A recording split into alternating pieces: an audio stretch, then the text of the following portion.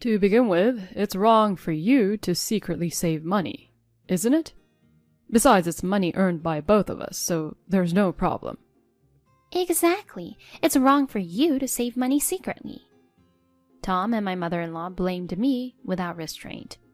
With an exasperated look, I calmly asked Tom and my mother-in-law, "You might have used the money, but did you check whose name is on the bank account?" Huh? No. Why should I? My name is Emily, a 42-year-old housewife. I married Tom 17 years ago and left my company at the same time. Even after leaving the company, I worked part-time at a local supermarket while being a full-time housewife. I fell for Tom's kindness and started dating him. It's what you'd call a workplace romance. About half a year after we got married, Tom's attitude suddenly changed. One evening, without any warning, my mother-in-law came to our house. I was preparing dinner at that time. Tom was away on business. Thinking he might have an urgent matter, I invited her into the living room to avoid any inconvenience. As soon as my mother-in-law entered the living room, she let out a deep sigh. "Emily, my son Tom is still working hard, right? And yet you are just casually watching TV. Don't you feel any shame?" "Huh? Well, no. Up until a short while ago, I was preparing dinner with the TV on. This time in the evening might seem relaxing, but I've been busy cleaning and doing laundry since morning, going to my part-time job in the afternoon, finishing shopping, and preparing dinner." I was about to say, "Yes, I do," but I believe I've been doing my best with household chores. Nevertheless, my mother-in-law just barged into the kitchen and started complaining about the dinner. "Emily, is this today's dinner? Don't you think it's too little considering how hard Tom is working?" "Today's dinner is pizza and salad. The salad is being chilled in the fridge." "Has Tom always had such a light dinner? Is this the usual meal in your family?" Feeling insulted not just for myself, but also on behalf of my parents, I asked a bit angrily, "Why did you come today?" My mother-in-law feigned surprise and said, "Oh my, so scary. I just came to see how you two are doing." And then she settled down comfortably on the sofa to watch TV. "Really? Is that so?" "It's not about is that so. Don't you even offer a cup of tea to your guests in this house?" "Sorry, I didn't notice." "You really lack consideration. I feel so sorry for Tom." Holding back my anger, I reluctantly served her some tea. However, she said, "This doesn't seem like a very expensive tea," and even nitpicked about that. Back then, I was young and thought I should avoid conflicts with my mother-in-law, so I endured it. But perhaps because I didn't retort, she started visiting our house frequently and kept nagging me about meals or housekeeping. Being constantly criticized every time she dropped in without notice, I finally couldn't stand it and complained to my husband. "Hey, can you please ask your mother to reduce her visits?" Why? Why can't my mother come to her son's house? "You should know, right? Every time she comes, she nags me about meals and housework." It might sound like nagging to you, but she's just concerned about you.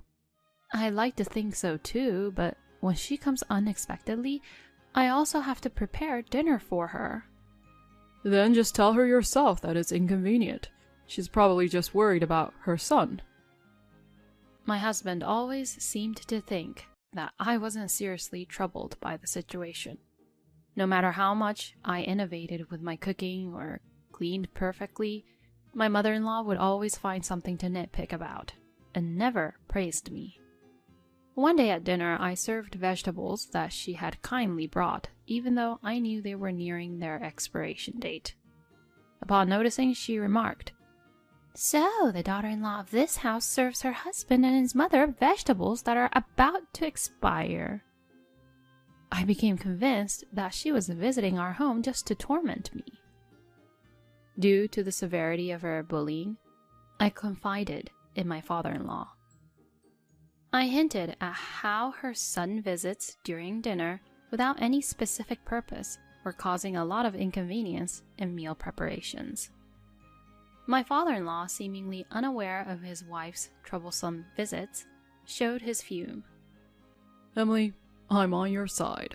I believed her when she said she was dining out with friends. Please, father-in-law, it's not your fault.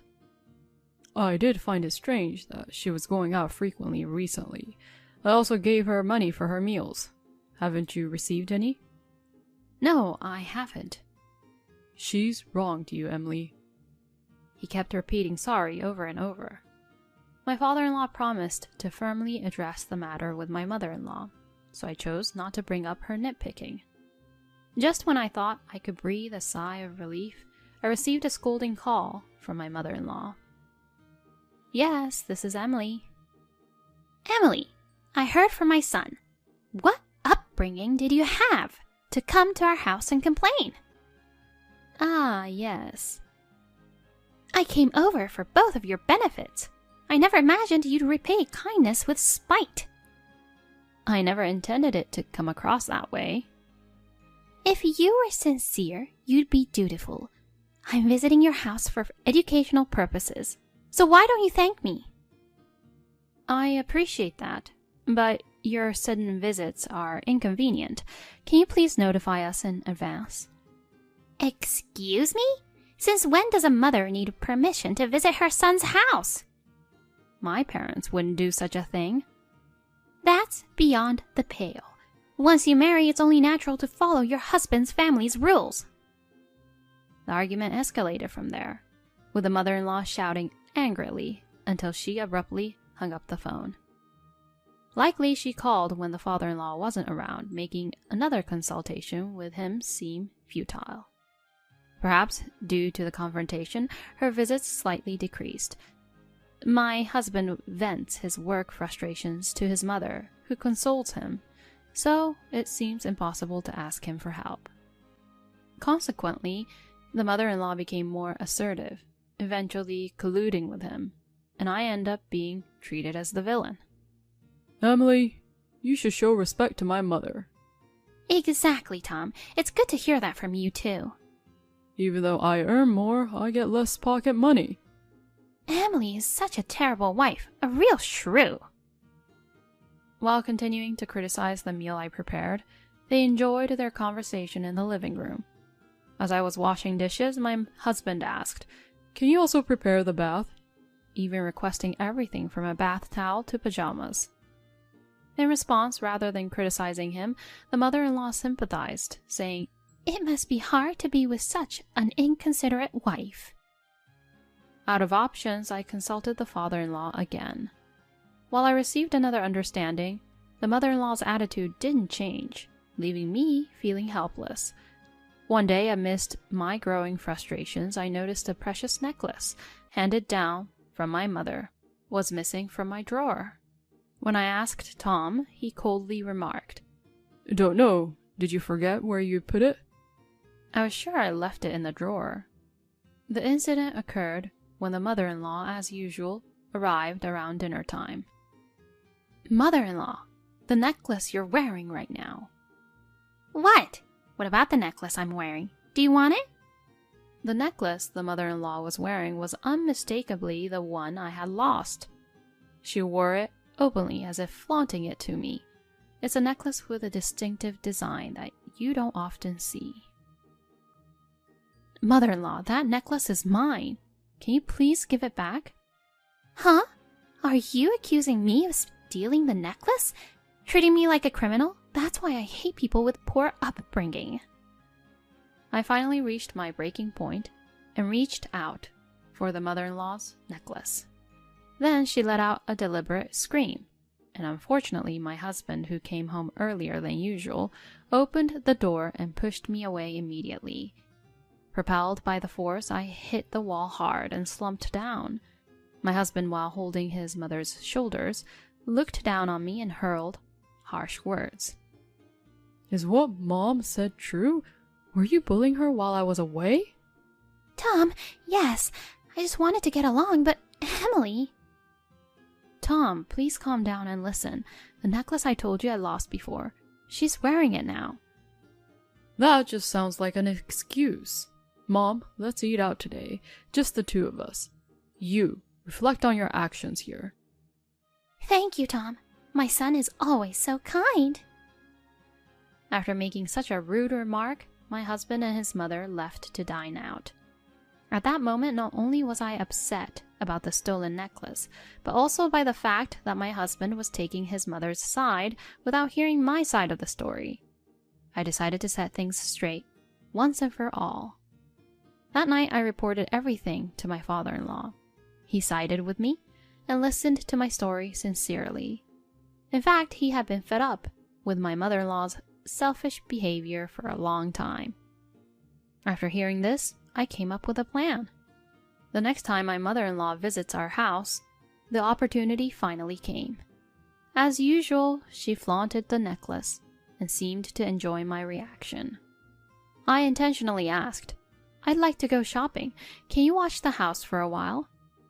Normally, she would retort with, "What are you making me do?" But this time she smiled and said, "Of course, go ahead.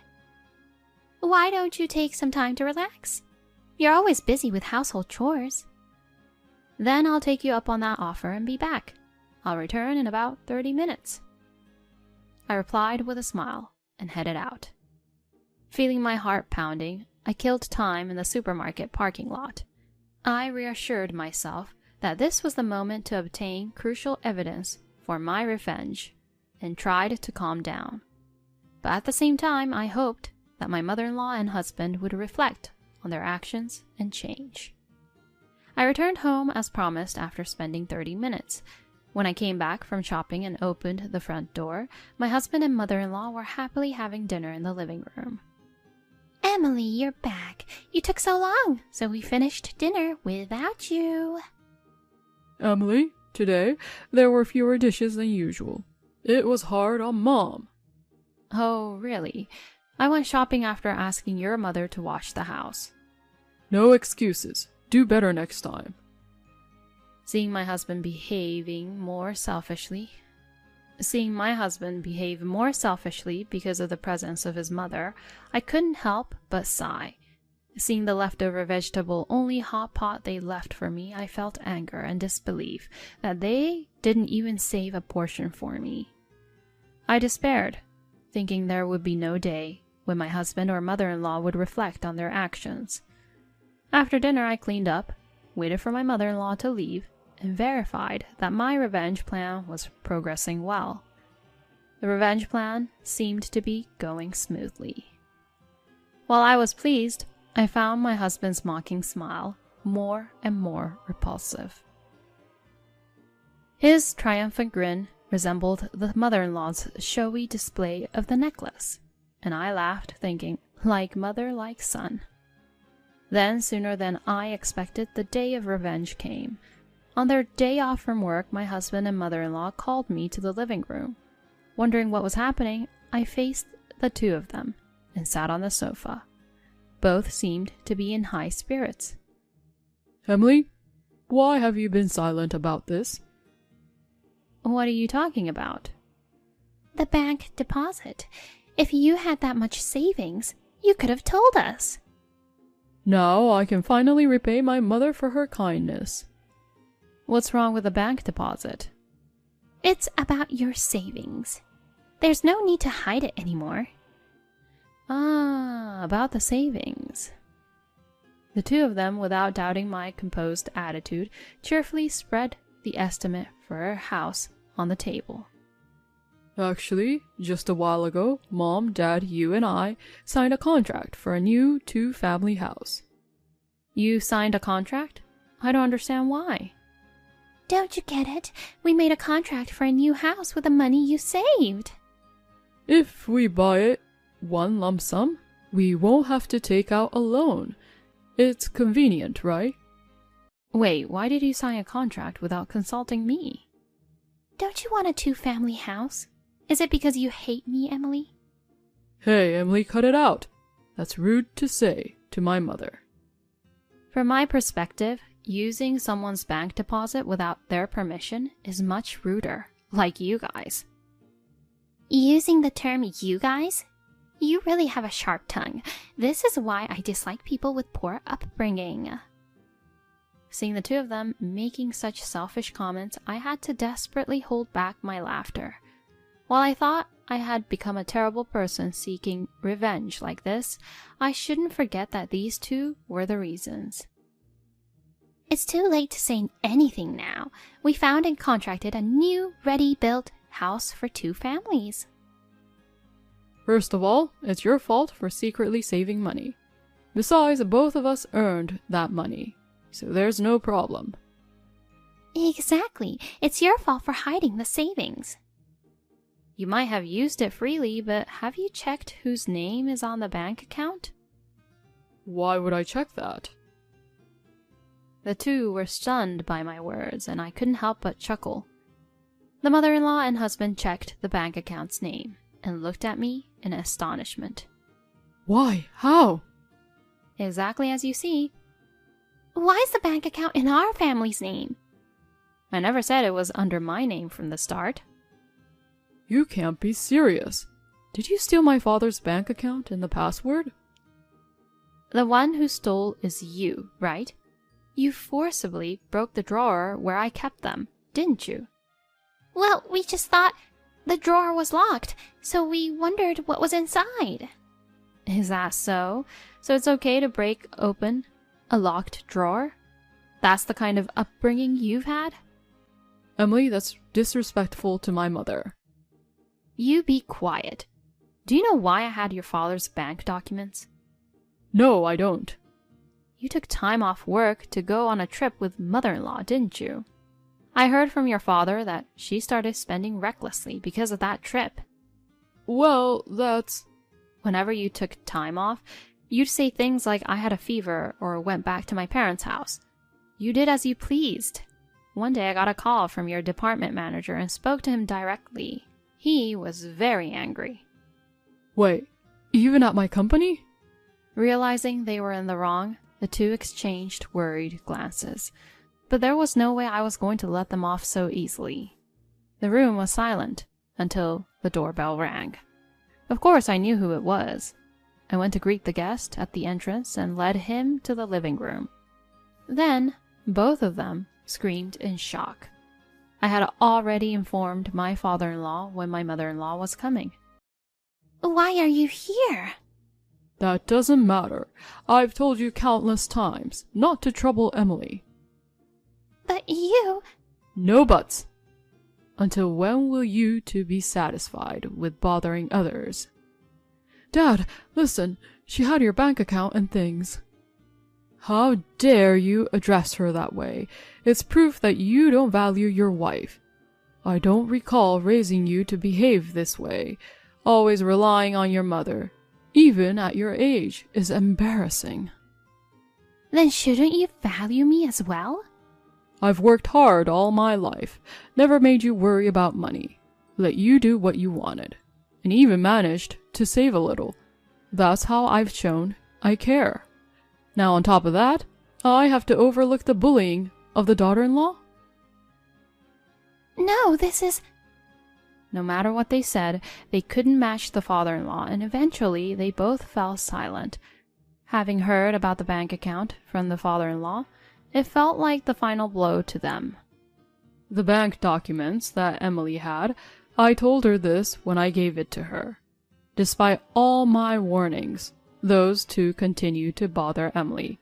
So as a replacement, although it's not the best way, please, take this. You can't be serious. You two?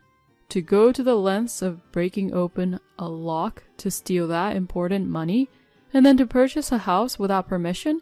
I'm so astonished, I can't even speak. Ugh.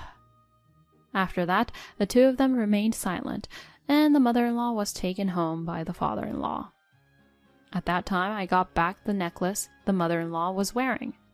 The father-in-law, having witnessed this, seemed to understand something and looked at my mother-in-law with contempt. Back in the living room after they left, I showed my sullen husband the divorce papers as a final warning.